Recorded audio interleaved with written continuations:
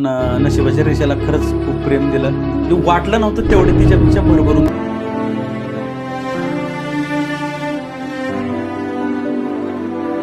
मग ह्या नशिबाच्या रेषा खरंच आजच्या युथला तुमच्या माध्यमातून काय सांगाल की बाबा आजच्या युथने या नशिबाच्या रेषा या सिरीज मधून काय घेण्याचं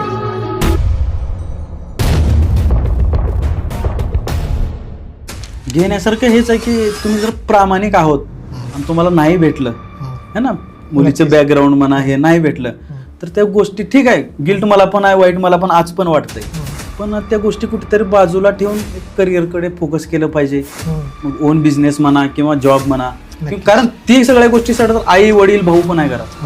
नाही ना, मुली सोडली म्हणून मी हे करतो, मी सिगरेटच पितो, मी दारूच पितो, ह्या गोष्टी नाही ना करू शकत आपण. बरोबर की आता एक रील म्हणजे काय झाले की प्रमोशनचं साधन झाले, ह्या पद्धतीने एक ग्रामीण भागाकडे एक म्हणजे बघण्याचा दृष्टिकोन झालाय. पण त्याचबरोबर रीलच्या माध्यमातून सध्या प्रमोशन केले जाते, हे केले जाते, याच्याकडे व्यक्तिगत ॲज अ क्रिएटर म्हणून कसं बघतो सुरेश?